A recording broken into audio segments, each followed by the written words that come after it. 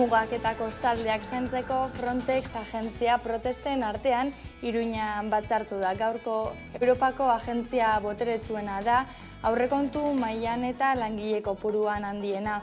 Botere handi batekin erantzunkizun handi bat datorrela dio esaera famatuak, baina Frontexen kasuan berezkoak dituen gardentasun, eskazia, kontrolgabekeria eta ustez Europaren bihotzekoak diren balore eta eskubideen zapalketak erakusten dutena beste zerbait da.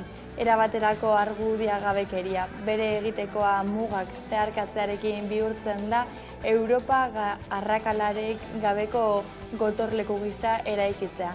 Oinarrizko giza eskubideen enbarazurik gabe. Frontexen eta ura babesten duten gobernuek tresna indartsuak dituzte, erantzukizunez erabiliko balituzke Europara sarrera segurua ukatzen zaienentzat Mediterraneoa ez litzateke hobi komun bilakatuko. Hori delako egin dutena, beren egiteko gorabehera.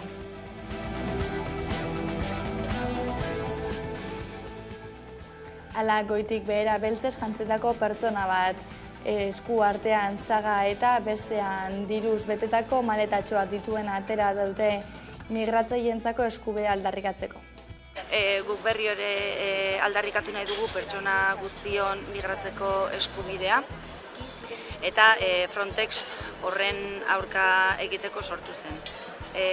Gaur hona ekarri dugun eredua da guretzako Frontex bera dena, heriotza bera, bere atzetik arrasto luzea guzten diguna, milaka eta milaka hildako batzuk ezagutzen ditugu eta beste milaka ez ditugu ez gara ezagutzera iristen. Erregistratuta daude 2004tik Frontex sortu zenetik 52.000 hildako baino gehiago. Azaroko grebarekin jarraiki mugimendu feministak Hego Euskal Herriko hiriburuetan zaintza eredu kapitalista, arrazista eta heteropatriarkala gainditzeko eta zaintza eredu publiko eta komunitario berri bat eraikitzeko aldarria egingo du. Uste dugulako Estatu espainoleko eta Europar Batasuneko migrazio politikak ondorio esanguratsuak dituztela egungo zaintza sistema. Alardearen auzian internbide justu bat nahi dutela adierazi du Eider Mendoza Gipuzkoako ahaldun nagusiak era berean prest azaldu da bidean laguntza emateko. Gai hau oso konplexua dela eta gai konplexuen aurrean ez daudela errezeta sinpleak, baina konpromisoa daukagu gai honi irtenbide bat emateko eta Gipuzkoako Foru Aldundiak ere badu konpromiso hori.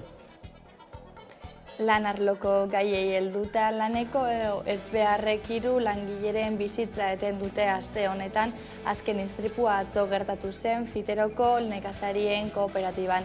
Lekukoen arabera bere Maaztietako ekoizpena kooperatibaren ibiltegi baten nola deskargatzen ari zen begira ari zen nekazaria.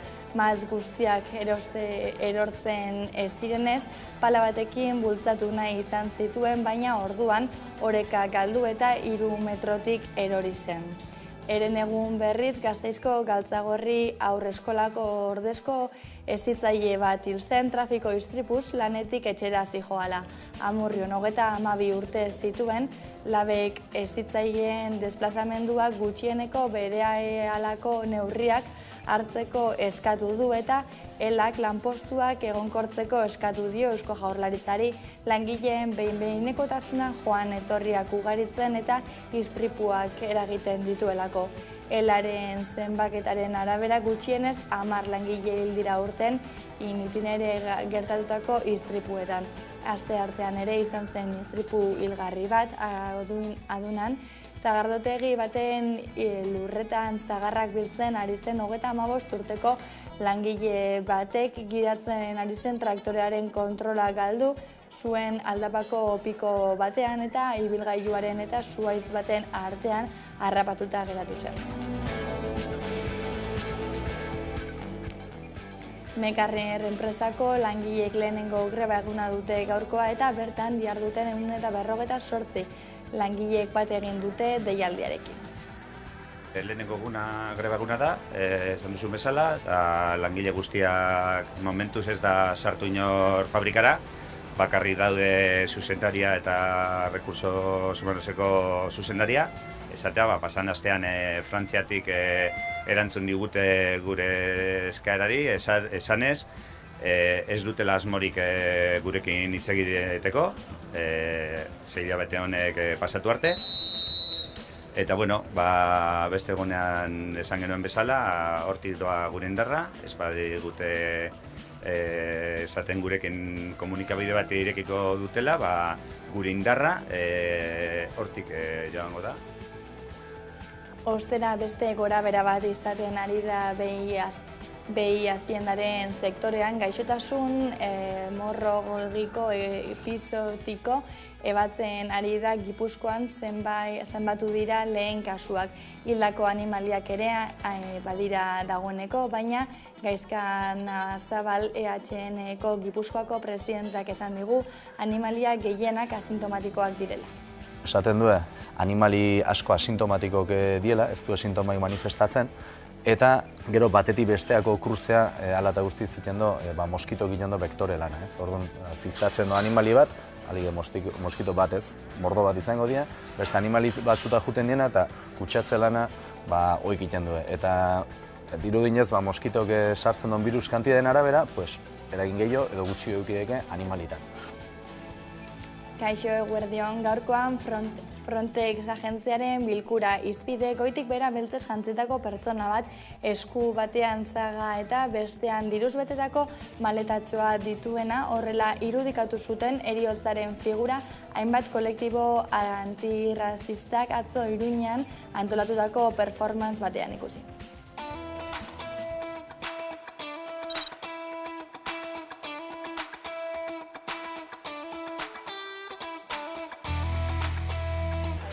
Frontex 2004an sortu zen, Europako mugen kontrola militarizatzeko.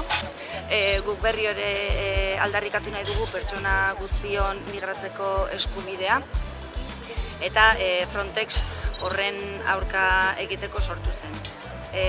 Gaur hona ekarri dugun eredua da, guretzako Frontex bera dena, heriotza bera, bere atzetik arrasto luzea guzten diguna.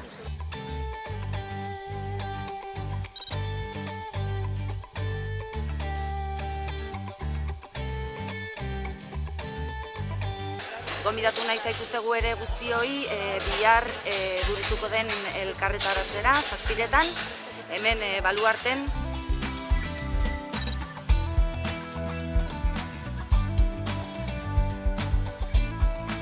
Frontexek irudikatzen du Europar migrazio politikaren alderik ilunena eta mespretxagarriena. Politika migratorio arrazista bat oinarritu egiten dena migrarien larruaren kolorean, kasu askotan, eta azkeneko urtean bereziki ikusi egin dugun bezala.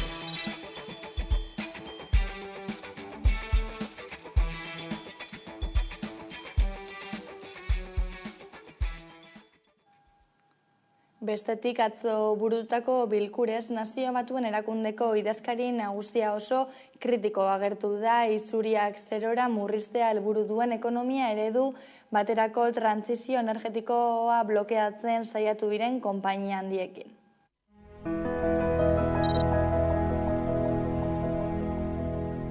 Excellencies, our world is becoming unhinged. Geopolitical tensions are rising. Global challenges are mounting, and we seem incapable of coming together to respond. We confront a host of existential threats, from the climate crisis to disruptive technologies, and we do so at a time of chaotic transition. At the beginning of the 20th century, Europe had numerous powers. It was truly multipolar, but it lacked robust multilateral institutions, and the result was World War I. A multipolar world needs strong and effective multilateral institutions. Yet, global governance is stuck in time. Look no further than the United Nations Security Council and the Bretton Woods system. They reflect the political and economic realities of 1945, when many countries in this assembly hall were still under colonial domination. The world has changed. Our institutions have not. Aldiz, gaurko egunean onartu da behin betiko kongresuan hizkuntzak ofizialak erabiltzeko ahalbidetutako erreforma eta gehiengo osoz onartu dute.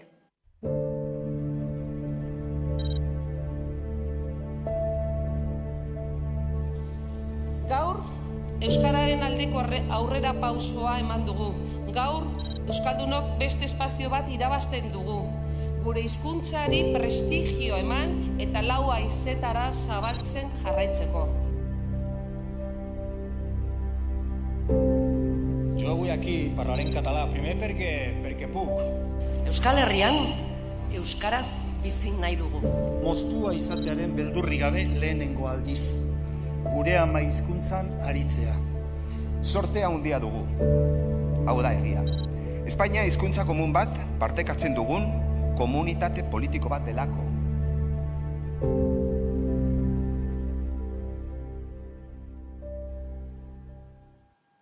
Arabako batzar nagusietan asteazken honetan batzordeen banaketa aurrera eraman dute eta presidentetzak osatu dituzte. 12 presidentetza daude eta 2 geratu dira EH Bilduren esku. Alderdiak 3 batzorderen presidentetza dagokiola adierazi du eta EAJ, PSE eta PPren arteko ituna kritikatu du. Alderdiak oharbidez kritikatu du EAJak, PSEek eta PPek ituna egin dutela eta EH Bildu presidentetzen banaketatik kanpo utzi dutela. EH Bildu Arabako batzar nagusietako 2. indarra da, beraz 3 presidentetza dagokio, baina 2 baino ez ditu izango. EAJak 6 batzorde zuzenduko ditu eta PSEek eta PPek 2. Arabako batzar nagusietan batzordeen presidentetzen banaketa egin dute asteazken honetan. 12 batzorderen presidentetzak osatu dituzte, EAJak 6 batzorde zuzenduko ditu, PSEek, PPek eta EH Bilduk 2. EH Bilduk enplegua, merkataritza, turismo eta foru administrazioa eta garapen ekonomikoa eta berrikuntza zuzenduko ditu. Alderdia kritikatu duenez, batzar nagusietan 2. indarra denez, 3 batzorderen presidentetza dagokio, baino 2 baino ez ditu izango. Eba López de Arroyabek azpimarratu duenez, koalizio jeltzaleekin harremanetan jarri zenerako dena banatuta zegoen. Argi geratu zen PNV, PP eta PSOEren arteko ituna, akordio bat zegoela, ze beraien artean, banatu zituzten batzorde horien edo batzorde importanteen presidentziak. Gu prest gaude akordioak hartzera heltzeko, baina beti ere negoziazio baten ondoren, eta hori esen gertatu hemen atzo. EAJak aldiz ezeztatu egin du López de Arroyabek esandakoa. Joseba Díez bozeramaileak adierazi duenez, talde guztiekin negoziatu da banaketa bidezkoa bermatzeko, eta ukatu du PSE, PP eta EAJaren akordioa. Ura bere bidean koralaren estreinaldia irailaren 23an izango da Buesa Arenan. Arabako abesbatzak osatzen dituzten 500 abeslarik 16 euskal kantako koral bertzioa egingo dute. Aurretik Idoia Zurmendi, ETS, Maren eta Gatibu izango dira. Gasteizko lantaldeak gaur arratsaldean azkeneko entzegura hurbilduko zarete, ezta? Hala da, bai, 2 egun soilik falta dira ura bere bidean koralaren estreinaldirako. Arabako hainbat abesbatza izango dira larun batean Buesa Arenan, eta oso ezagunak diren euskal kantak interpretatuko dituzte. Hori bai, aurretik hainbat entzegu egin dituzte ikuskizun ikaragarria egiteko. Eta arratsalde honetan Buesa Arenara bertaratuko gara azken entzeguak ikusteko.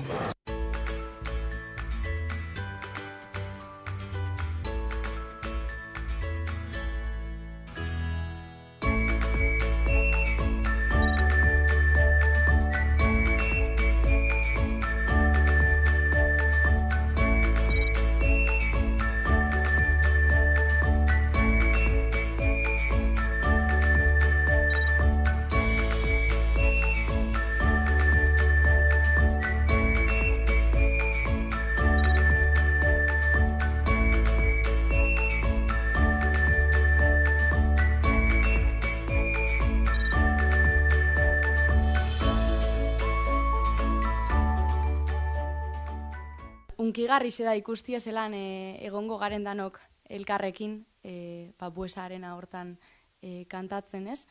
Eta uste dut askotan ez dala ikusten abesbatza txikietan itzen dan lana, horratzien dauen esfortzu dana, eta eskerrak emuti egurot, bizibilidadi emuti arren, baina batez be, ilusinue piztiarren abesbatza horreitan dauzen kantari danei.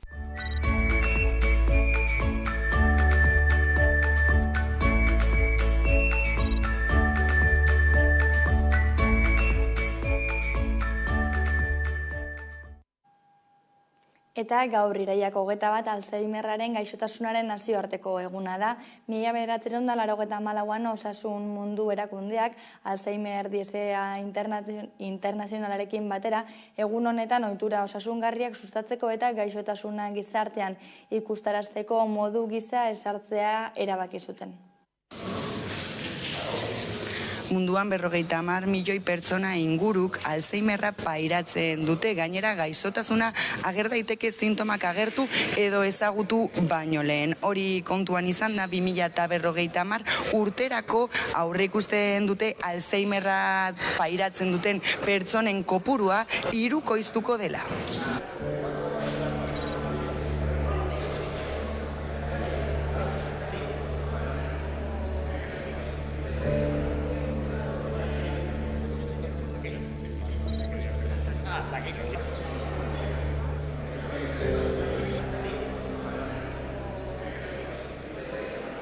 Sumando memoria y corazón.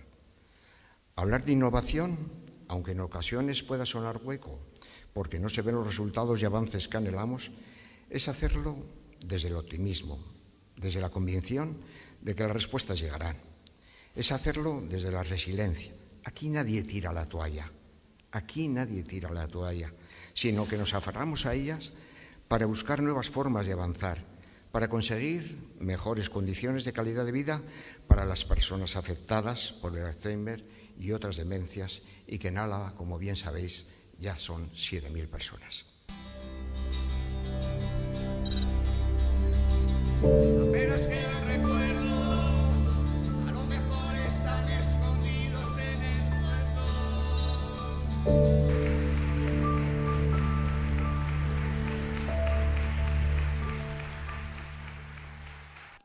Eta gizarte arloko gaiekin jarrekin mugimendu feminista hasia da motorrak berotzen azaroaren 30ko grebari begira eta ekitaldiak egin ditu Hego Euskal Herriko hiriburuetan zaintza eredu kapitalista, rasista eta heteropatriarkala gainditzeko eta zaintza eredu publiko eta komunitario berri bat eraikitzeko aldarria eginez. Askotarikoak izan dira mobilizazioak, baina zaintzarako eskubide unibertsala izan dute denen ardatz.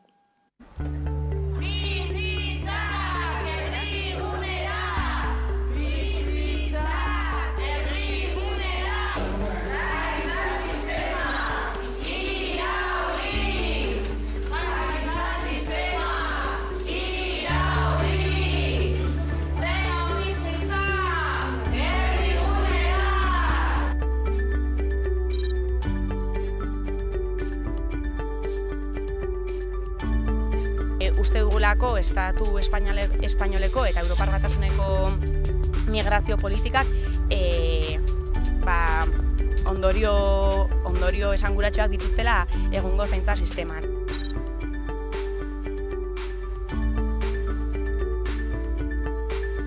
Erresidentziei erreparatuz, aipatu nahi dugu geroz eta privatizatuago dagoen eremua dela.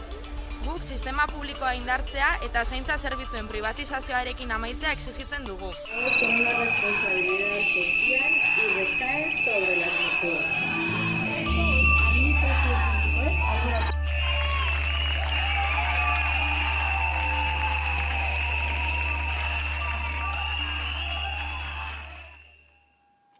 Bestaldetik alardearen auzian irtenbide justu bat nahi duela adierazi du Eider Mendoza Gipuzkoako ahaldun nagusiak. Era berean prest azaldu da bidean laguntza emateko edonolare ez du esan parekidea eta publikoa izan behar duten. Ikudan Erbeo.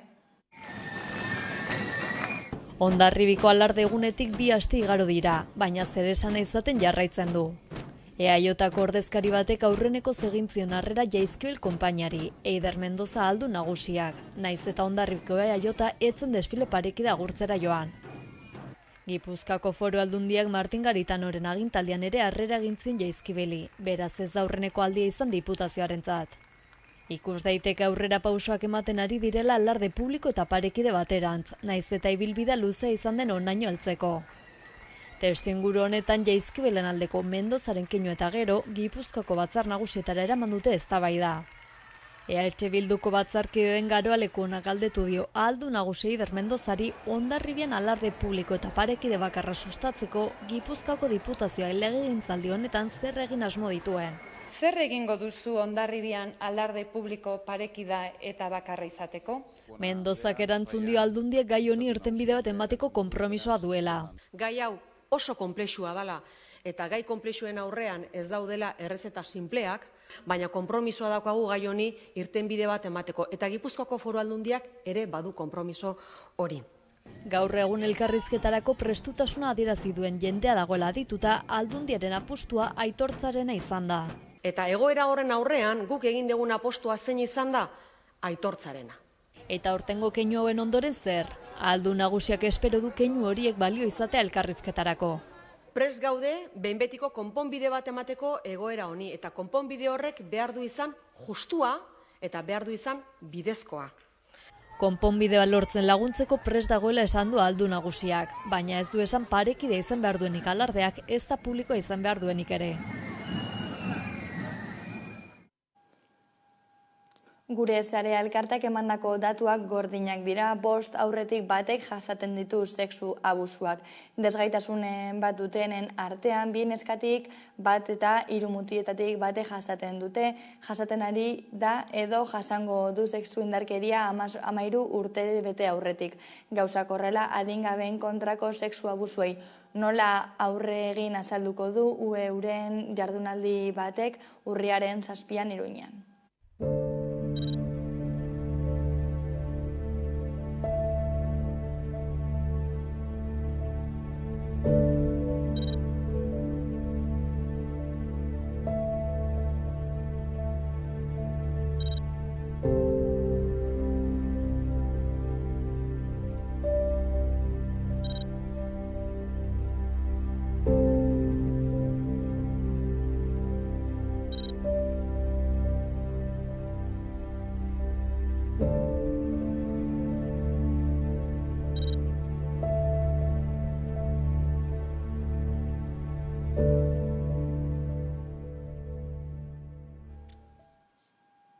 Ekonomia arlora salto uztailean egin zuten lehenengo saiakera eta irailean ekin diote bigarrenari. Kaleratzeak esto plataformak mozioak aurkeztu ditu bigarren aldiz Bizkaiko, Arabako eta Gipuzkoako udal nagusietan. Oporraldian Euriborra 0,25 igo dela adierazi du erakundeak eta berriro abiarazi uztailean hasitako mozio kanpaina. Helburua da Eusko Jaurlaritzak udal horiek tentsio handiko eremu izendatzea eta merkatu pribatuko alokairuen prezioak apaltzea.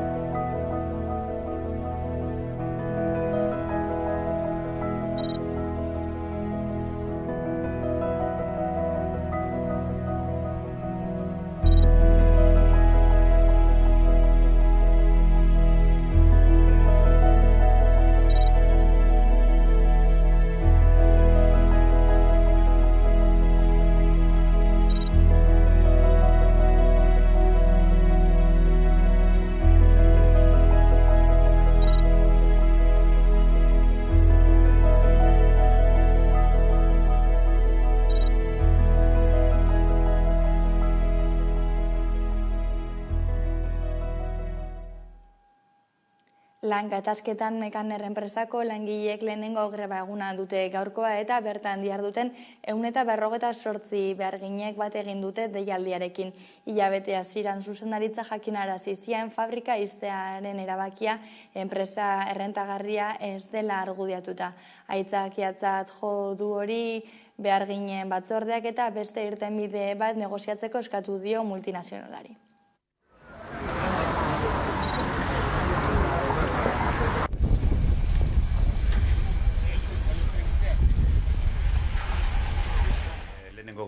Greba eguna da, esan duzun bezala, eta langile guztiak momentuz ez da sartu inor fabrikara, bakarri daude zuzendaria eta rekursos humanoseko zuzendaria. Esatea, pasan astean Frantziatik erantzun digute gure eskaerari, esanez, ez dutela asmorik gurekin hitz egiteko, 6 hilabete honek pasatu arte. Eta, beste egunean esan genuen bezala, hortik doa gure indarra, ez badigute esaten gurekin komunikabide bat irekiko dutela, gure indarra hortik joango da. Eta grebe CHUko ordezkoen egoera salatzeko irakasleek greba egingo dute urriaren 11an Labek, Elak, Steilasek eta Komisiones Obrerasek 5.500 langile deitu dituzten lanuztera. Halaber gogoratu dute lan baldintzen okerragotzea ez dela orain gauzia.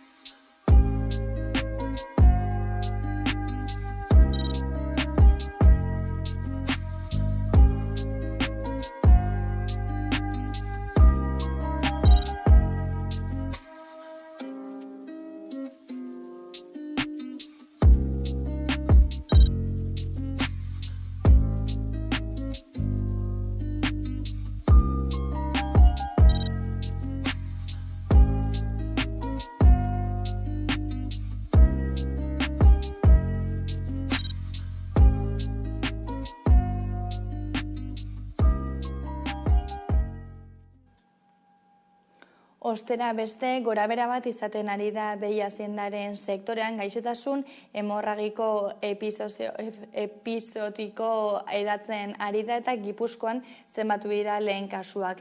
Hildako animaliak ere badira dagoeneko, nahiz eta animalia gehienak asintomatikoak diren. Gaian gehiago sakontzeko Gaizka Nazabal EHNeko Gipuzkoako presidentarekin izan gara ikusi jarraian.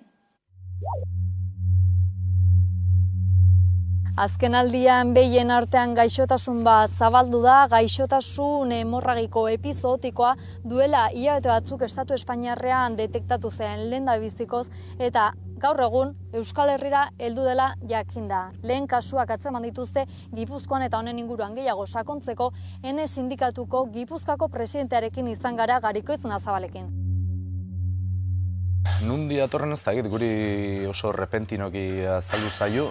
Dirudinez, haindela 2 urte arte inguru, Italian kortza inguru hortan eba zeon, Afrika iparralde hortan eba, eta lehen urtetik Andaluzia alde hortan edo azaltzen hasi zen, baina aurten eukidon zabalpena bildurgarri izan da, estadu guztin.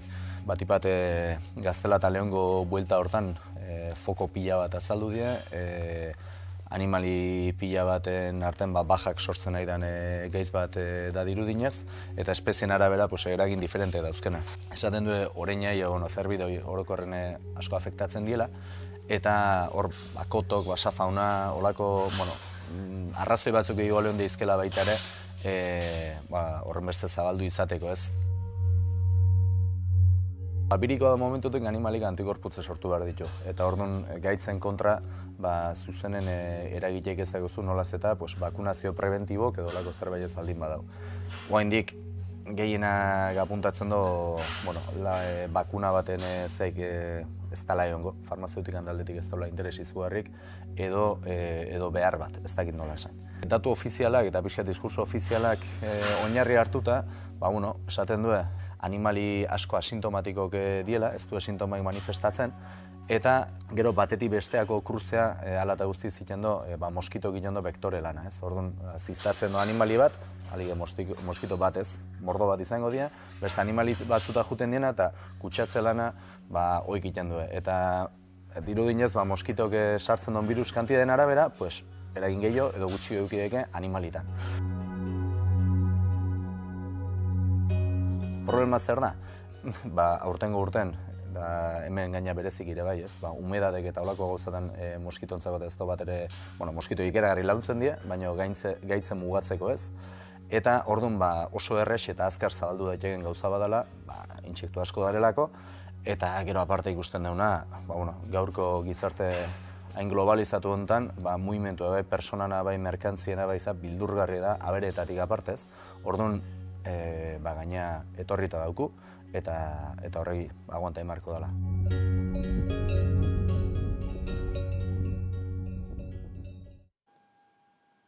Festa giroan sartuko gara izan ere, asteburu honetan San Fermin txikito ospatuko da Iruñako Alde Zaharrean. Naiz eta txupinazoa bihar eguerdian botako den, gaur arratzaldean, bertan kontzertuak izango dira Hezkuntza plazan kokatu den festagunean. Leire Martínez lankideak emango dizkigu festaren xehetasunak. Heldu da udazkena iragartzen duen festa Iruñara. Alde Zaharreko festa txikiak. Iraileko 3. asteburuan Aldapako San Ferminen festen txanda izaten delako. Batzutan bero eta bertze batzutan hotz handia egiten duena. Hotz edo bero, dudari gabe parte zaharreko karrikak biltzen dituen festa herrikoia da. Hortzegun arratsetik, kontzertuak badira ere, txupinazoa hortzira eguerdian izaten da. Hamaiketakoak, txistorradak, txokolatada, kaldiko edatea, bazkari herrikoiak, kaldereteak, zizkamizkak, aperitiboak, zintzur bustitze eta jatekoa ezker eskuin. Kilikiak eta erraldoiak ere karrika dantzan arituko dira Iruñean, eta Baigorriko ziganteen bisita izanen dugu. Zentzuzkoa, larrain dantza, bingoa, suin eta dantzaldia ere izanen dira. Duguna dantza taldekoen ezpata dantza ikusgarriak ere bilduko ditu Iruñako karrikak. Kirolak ere pixua izanen du. Gizaprobak, mainuetako frontoian baiko pelotarien partida arrakastatxuak ere. Arrakastatxua ere Gabi de la Mazaren labako karaokea. Irrintzi txapelketak. Eta noski, musikak ere bere tokia izanen du. Txarangak, Broken Brothers Brass Band, Alarma Morea, Luciano, Neskatasuna, Akabo, DJ Pezon, Detrikitix, Txunamien elutero eta abar luze bat. Agenda zabala dakar San Fermin txikitok iruindar eta bisitariendako. Gaurkoan Oiane Menika Emargiko kide izan da gurean gaur magazineko elkarrizketa datu nagusia eta egin diogun elkarrizketarekin utziko zaituztegu jarraian ez galdu.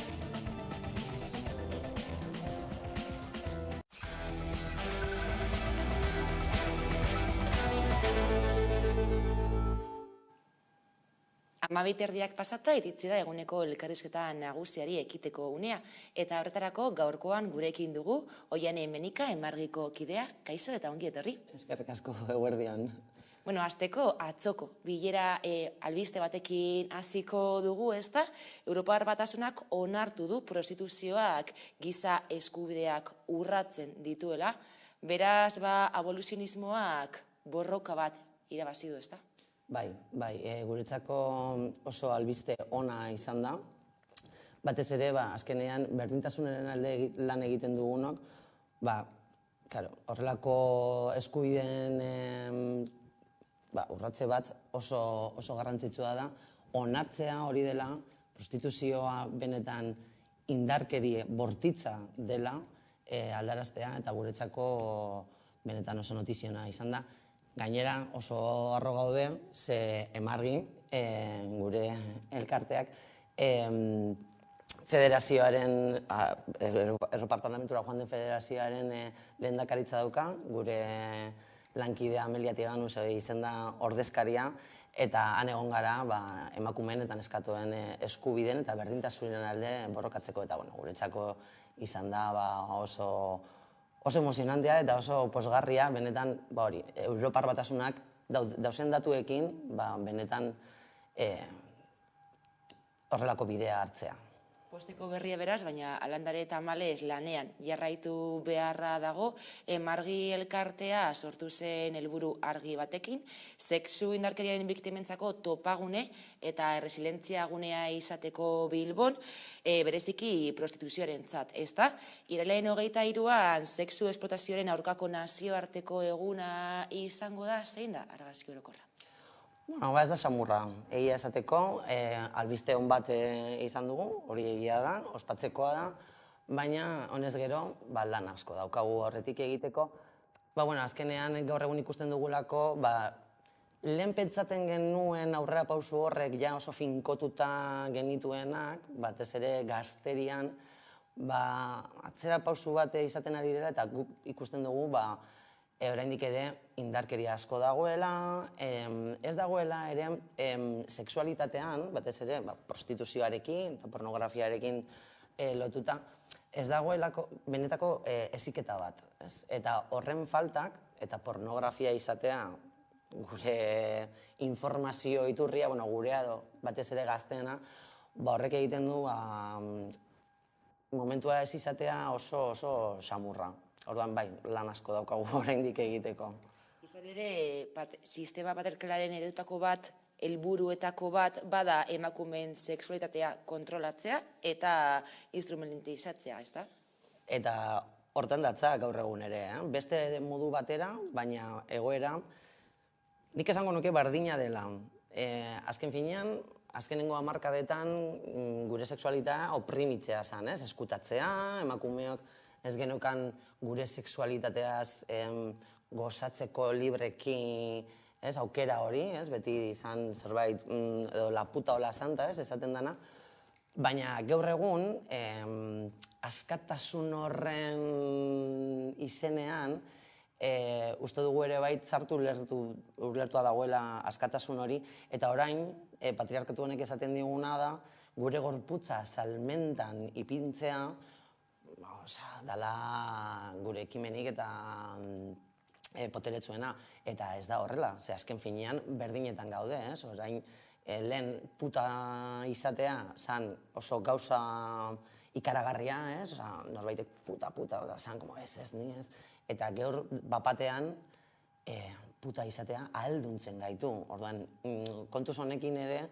ze azkenean mezu horrek egiten dutena gaur egun, neskato gazteak, mutikoak ere bai, baina batez ere neskato gazteak ulertzea bere gorputza produktu bat dela.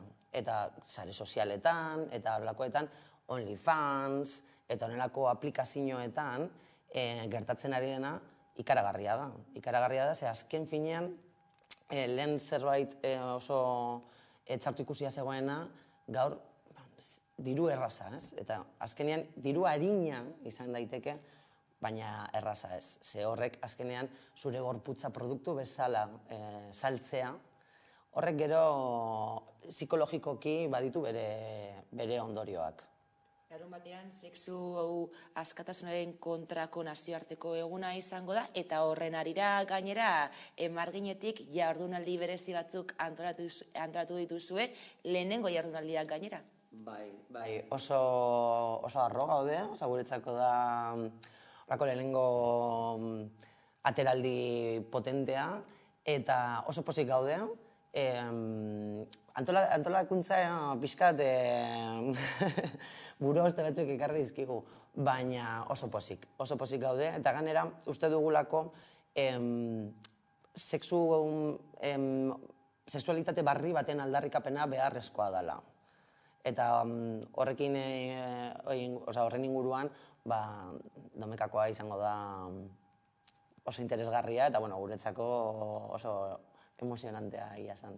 Emakumeen sexu askatasunen aldeko lehenengo jardunaldiak orduan, eta gainera okertzen baldin banaiz, edukiera dagoeneko bete eta orduan arrakastatzua. Bai, topera gaude, ja ez dago lekurik, eta alan dabe, oraindik badago jendea idazten, deika, edo Instagrametik eta sare sozialetik idazten, izen ematea oraindik da, ez dago aforo gehiagorik, orduan, izan da guretzat,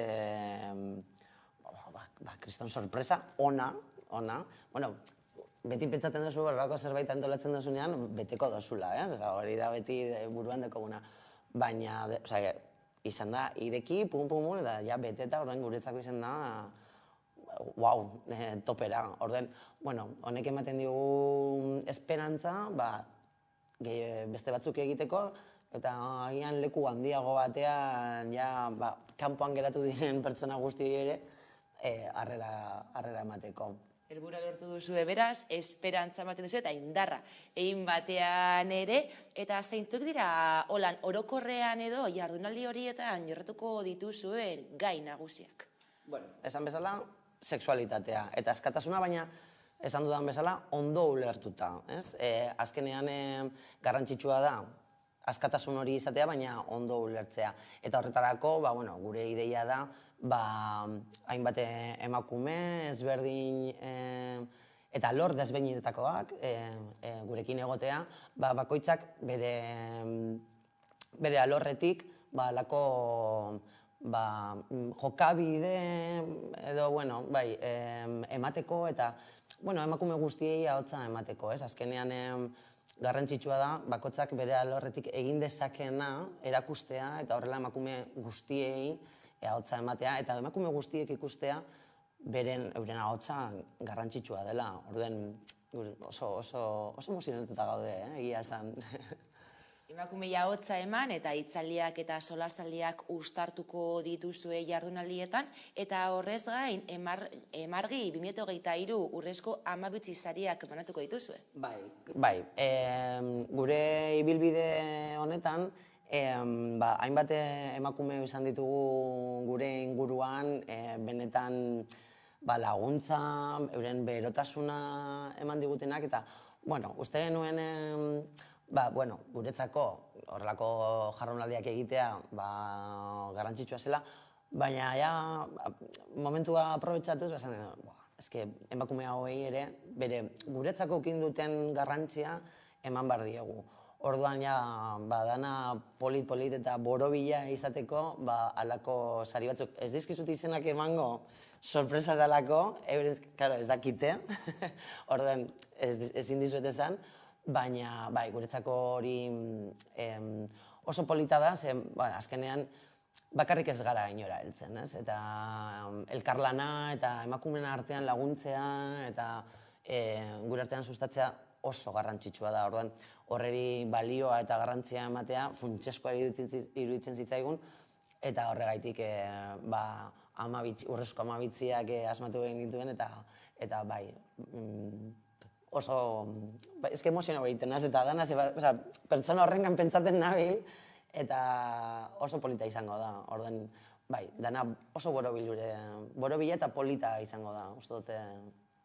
Etorko direnei, sentitzen dut kanpoan geratu direnengatik, baina asko gustatuko zaiela, uste dut. Izan ere, aizpatasuna ezinbestekoa da, eta egia da, iganderako jardunaldi oso berezia antolatu dituzuela, baina Emarginek igandeaz aparte egunerokoan lanean dihardu, ezta?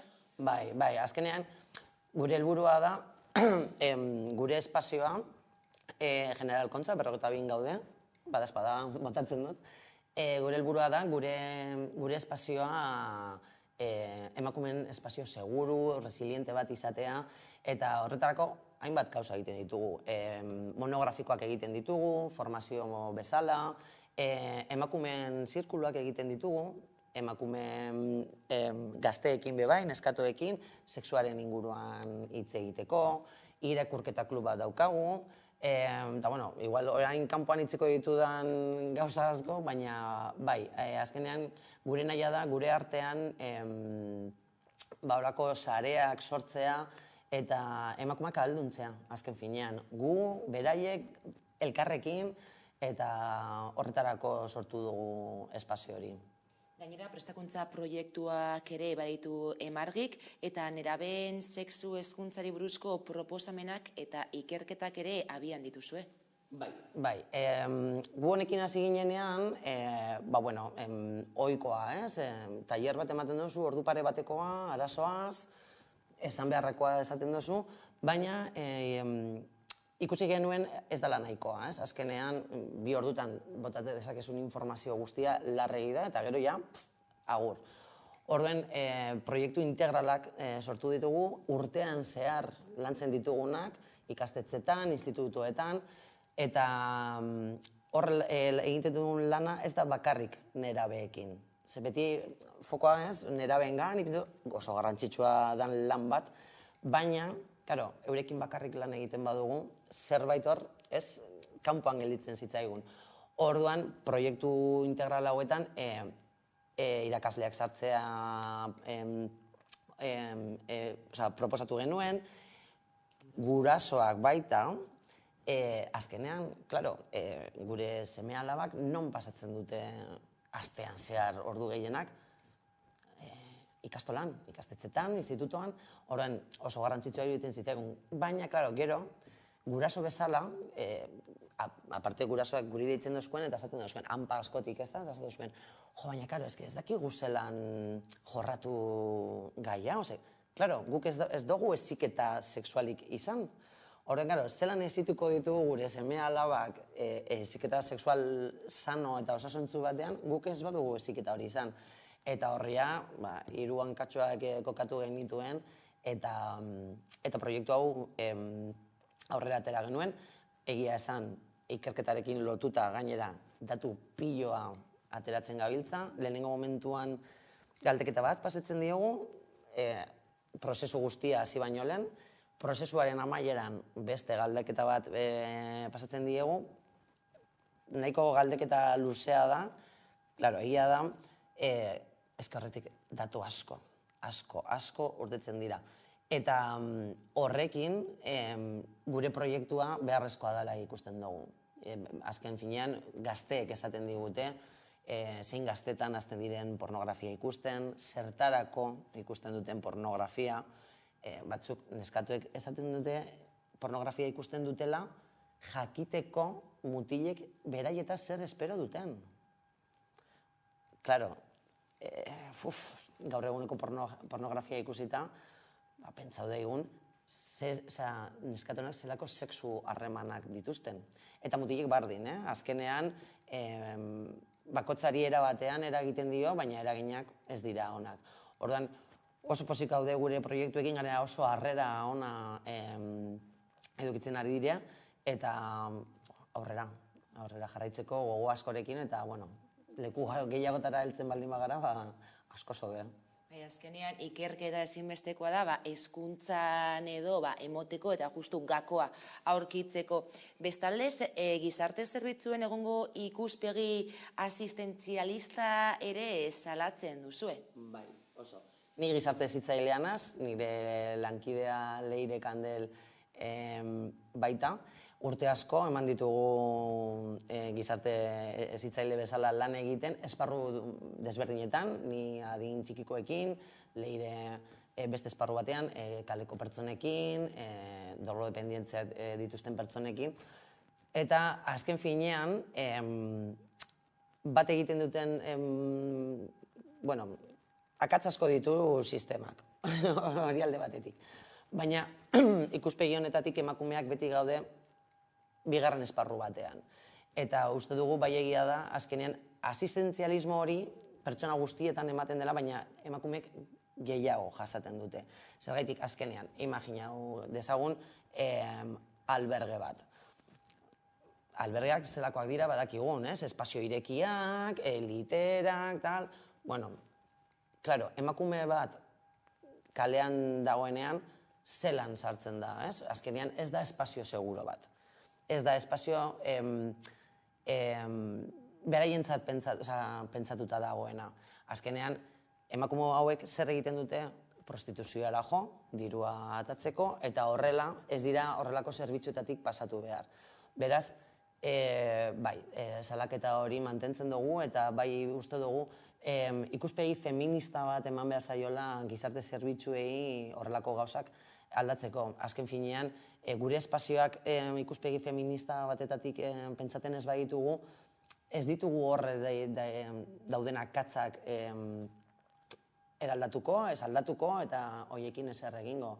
Beraz, oso garrantzitsua da, ere bai ikuspegia ipintzea gauzak aldatzeko. Gainera beste arazo bat ere bada gizarte zerbitzuetan normalizatu dela etxerik gabeko emakumeak prostituzioan ibiltzea. Asko. Bai, eta ganera badakigu industria honek, ze industria kriminal bat da,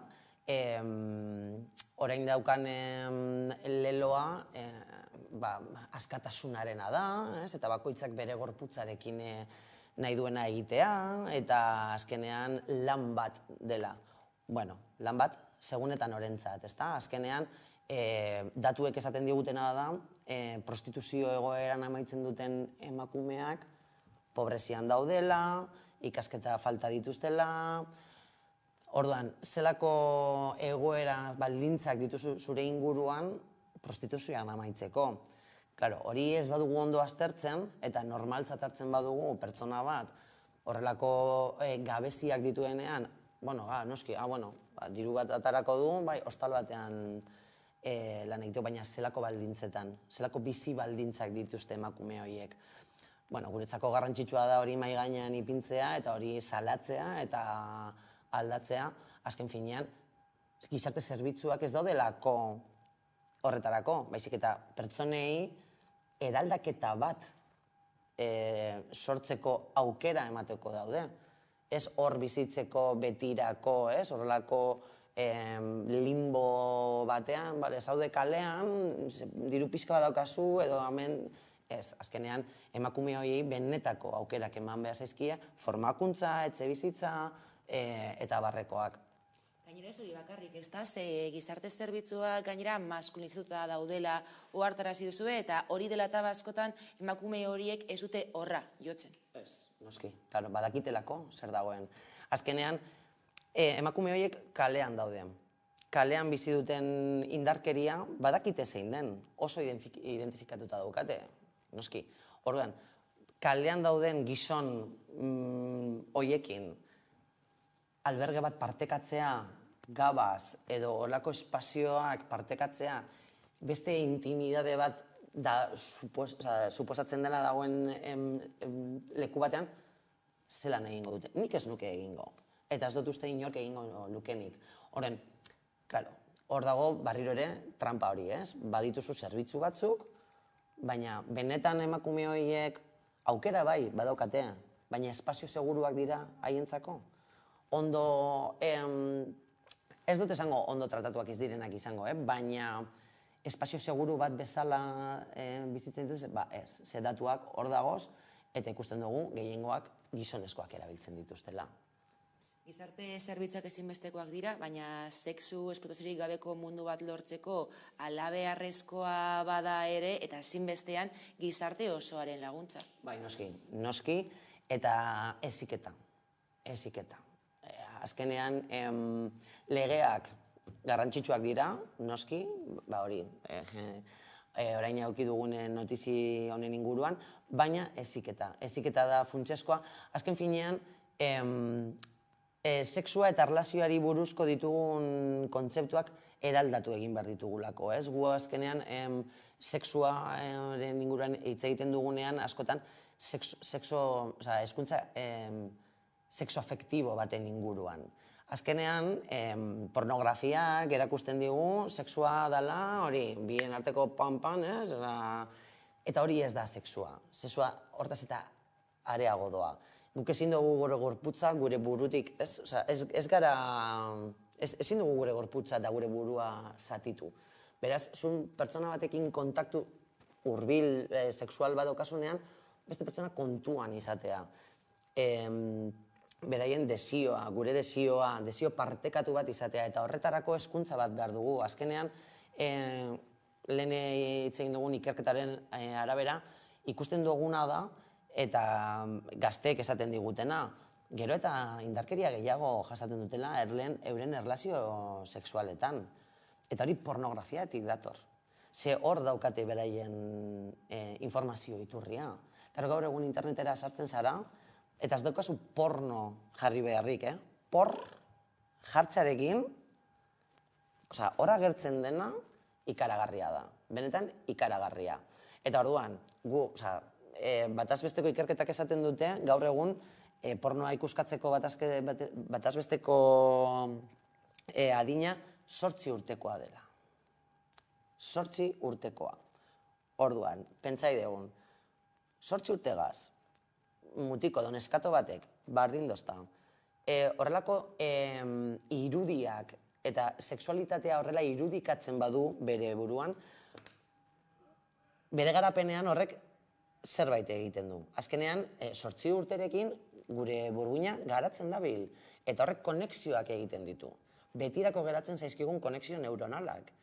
Eta orduan, klaro, zure sexualitatea eta zure plazerra indarkeriazko irudiekin lotzen badozu eta zure excitazioa horrekin bat egiten badozu, zen nolako erlazioak izango dituzu.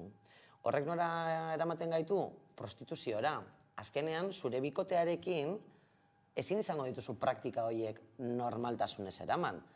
Azken finean, inori ezaigu gustatzen min egitea. Listo. Horrek zer egiten du? Neskeak sumisio batetara eramaten ditu eta mutilak deskonexio emozional batera harrigarria dana. Eta horrek gero zertara eramaten gaitu prostituziora. Zergaitik, zure bikotearekin ezin dozuna egin, norbaitekin, asetuko dozu, ordaintzen dozu, eta badago zor, emakume batzuk, prest daudela. Prest. Horrelako egoeran daudela, eta onartuko dutenak, onartu, bai, ez daukate beste irtenbiderik, baina horretara garamatza guztionek. Orduan, heziketa eta gaztetatik gainera. Badaude ikerketak esaten dutenak bere gorputzaren zatiak edo atalak ondo izendatzen eta aipatzen dakizkitenak abusu sexualak jasarteko aukera gutxiago dituztela. Ez dutelako bere gorputza tabu bezala ikusten, sexualitatea normaltasun batez hitz egiten dutelako, beraz ez dute lotzarik izango horrelako gertaeraren bat bere bizizetan gertatzen bada partekatzeko, normaltasun batez hitz egin denez gorputzari buruz, sexualitateari buruz, horrek tabu asko kentzen ditu eta lotza asko. Orduan, gu beti gauz hor heziketan, eta bai uste dugu premiazkoa dela gainera gaztetatik. Bakoitzaren maila kontuan izan da eta esparru bakoitzean jakinda zelako informazioa eman behar den, baina gaztetatik. 8 urterekin pornografia ikusten badute, zelan ez diegu heziketa sexual bat emango 8 urtetatik, adibidez. Sexu heziketa beraz ezinbestekoa da, atzoko albistea zoriontzekoa, hala ere tamalez lanean jarraitu beharra dago. Eskerrik asko gaurkoan Oiane Menika Emargiko kidea gurekin izateagatik, eta, igandean baita ere jardunaldietan disfrutatu. Eskerrik asko, placer bat hemen egotea zuekin, eta bai, espero dugu oso ondo irtetea, eta danak bere oso pozik egotea, mila esker. Eskerrik asko. Iritsi gara gurean gaur albistegiaren bukaerara, hauek izan dira gurean gaur jasotakoak, hauek eta gehiago 11.eus atarian. Eskerrik asko eta bihar arte.